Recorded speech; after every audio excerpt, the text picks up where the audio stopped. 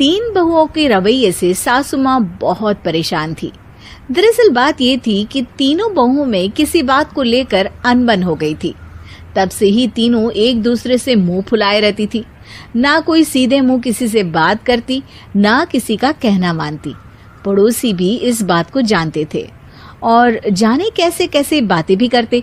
इसीलिए सासू माँ ने तीनों बहुओं को तुरंत अपने कमरे में बुलाया। मैं कई दिनों से देख रही हूँ, तुम तीनों अलग अलग सारे काम कर रही हो। ये सब नहीं चलेगा, तीनों को मिलकर ही काम करना पड़ेगा। सास की बात सुनकर एकदम से बड़ी बहू बोल उठती है। नहीं मम्मी जी, मैं इन दोनों के साथ कुछ नहीं कर सकती। मैं इस घर की बड़ी बहू हूँ, फिर भी ये मेरा कहना बिल्कुल भी नहीं मानती। अरे जेठानी जी, जानबूझकर मुझे डबल काम करवाती है आप। और छोटी मुझसे टेढ़े मुंह ही बात करती है। इन दोनों के बीच हमेशा सैंडविच बन जाती है मेरी, और मैं हमेशा आलू की तरह बीच में मसली जाती हूँ। मम्मी जी, इन दोनों को लगता है कि मैं छोटी हूँ तो इनके पैरों तले दब जाऊंगी, लेकिन नहीं, मेरा भी उतना ही अधिकार है जितना इन दोनों का है। बड़ी आई दोनों मेरी चुगली करने के लिए, मुझे क्या कम समझ रखा है।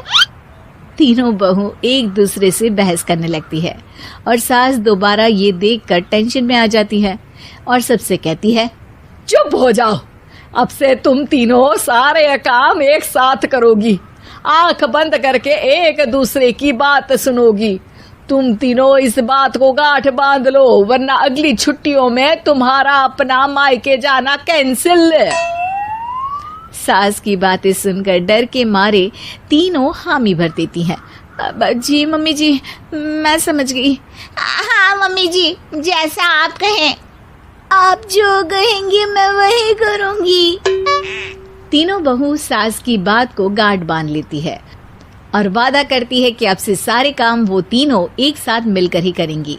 ये सब देखकर सास खुश हो जाती है और वहां से चली जाती है। नीचे जाकर वो देखती है कि घर में शर्मा जी आए हुए होते हैं। सास जोर से आवाज लगाकर कहती है, अरे बहू, जरा चाय बनाकर तो लाना, शर्मा जी आए हैं। सास की बात सुनकर तीनों बहू तुरंत किचन की ओर भागती है और चाय बनाना शुरू कर देती है। मुझे तो एकदम मसाले वाली कड़क चाय पसंद है, तो हम शर्मा जी के लिए मसाले वाली चाय ही बनाएंगे। अरे नहीं दीदी, गर्मी के मौसम में मसाला चाय कौन पीता है? मैं तो शर्मा जी के लिए इलायची वाली चाय ही बनाऊंगी। ये कैसी बात कर रही हैं आप दोनों? मेरी मम्मी ने सिखाया है कि मेहमान को ज्यादा दूध और शक्कर वाली चाय देनी चाहिए, वरना वो घर वालों को कंजूस समझते हैं। तो मैं तो शर्मा जी को ऐसी ही चाय दूंगी। तीनों बहुएं अपने अपने तरीके से चाय में शक्कर, मसाला, पत्ती सब डाल देती है। उबलने के बाद तीनों मिलकर चाय बाहर लेकर जाती है और शर्मा जी और सासू माँ को देती हैं। चाय पीने के बाद शर्मा जी सासू माँ को देखकर शर्मा जाते हैं और शर्मिंदा महसूस करते हैं कि आखिर उन्होंने चाय पीने के लिए हामी क्यों भरी। सासू माँ भी चाय पीना शुरू करती है और कहती हैं, अरे बहू, ये कैसी चाय बनाई है? चाय है या मीठे दूध की बासुंदी? हाँ, चाय अच्छी नहीं लगी क्या?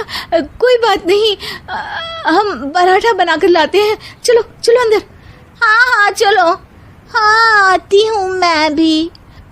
नहीं नहीं, मेरा पेट चाय ने ही चौपट कर दिया, वही काफी है। पराठे से पोपट नहीं करवाना, मैं तो चलता हूँ। शर्मा जी चुपचाप पतली गली से निकल जाते हैं। अगले दिन सास बहुओं से कहती है, अरे बहू, जाओ जाके ऊपर के गेस्ट हाउस की सफाई कर दो। कल हमारे यहाँ मेरे दूर के रिश्तेदार आने वाले हैं, तो पूरे कमरे को चमका देना, समझी? तीनों बहू सास की बात को मानकर ऊपर सफाई करने चली जाती हैं और तीनों कमरे की सफाई चालू कर देती है। बड़ी बहू मकड़ी के जाले साफ करती है, तो बीच वाली झाड़ू लगाना और छोटी वाली सर्फ डालकर जमीन धोना शुरू कर देती है। अरे दीदी, जेठानी जी, अभी मैंने पूरी फर्श धोई और आप फिर से धूल नीचे गिरा रही हैं।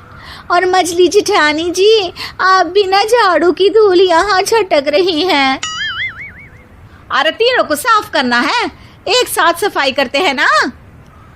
अरे वही तो, हम साथ साथ हैं, घर साफ साफ है।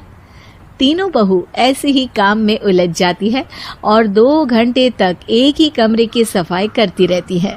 बहुत देर से अपनी बहुओं को ना देखने के कारण सास ऊपर कमरे में उन्हें देखने जाती है, लेकिन कमरे में घुसती ही वो गीली फर्श पर फिसलने के कारण नीचे गिर जाती है। ओरी मोरी मैया, हड्डी मरोड़ के रख दी। आए मेरी तो कमर ही टूट गई रे। तीनों बहुएं सास को उठाती हैं और बिस्तर पर सुला देती है। अरे मेरे हाथ पैर दर्द कर रहे हैं, दबा दो, आराम मिलेगा। हाँ जी माँ जी। अरे जी माँ जी माँ जी। और तीनों बहुएं एक साथ सास के हाथ को दबाना शुरू कर देती हैं। माँ की तो चीख ही निकल जाती है और नतीजा ये होता है कि सास के बचे हुए शरीर में भी दर्द उठ जाता है। हाय राम, ये क्या कर दिया तुम तीनों ने। अरे मेरी तो किस्मत ही फूटी है कि तुम जैसी बहुएं मुझे मिली। हे भगवान, पूरे शरीर में दर्द बढ़ गया है। अब तो पता नहीं कि चल भी पाऊंगी या नहीं। माफ करो, मुझे गलती हो गई मुझसे कि तुम तीनों को एक साथ काम करने के लिए बोला। सोचा था तीनों मिलके अच्छे से काम करेगी, लेकिन बड़े बुजुर्ग सही कहते थे कि 3 तिगाड़ा काम बिगाड़ा। तुम लोगों ने ये बात ना आज साबित करके दिखा दी। तुम तीनों को तो समझाना यानी मानो भैंस के आगे बीन बजाना है। तुम्हें अकेले अकेले काम करना है ना, तो अब से तुम अकेले ही अपना अपना काम करो। तीनों बहुएं वहां से जाने लगती है। अरे कहाँ जा रही हो? आप ही ने तो कहा कि अपना अपना काम करो, तो मुझे मुल्तानी मिट्टी लगानी है। अरे मुझे भी तो नेल पॉलिश लगानी है, मुझे ना मेहंदी लगानी है। सास अपना सर पीट लेती है और कहती है, अरे मुझे भी लगाना है कुछ। क्या माँ जी? क्या माँ जी? क्या माँ जी? तुम्हारे घर वालों को फोन तुम्हारी हरकतें बताने के लिए।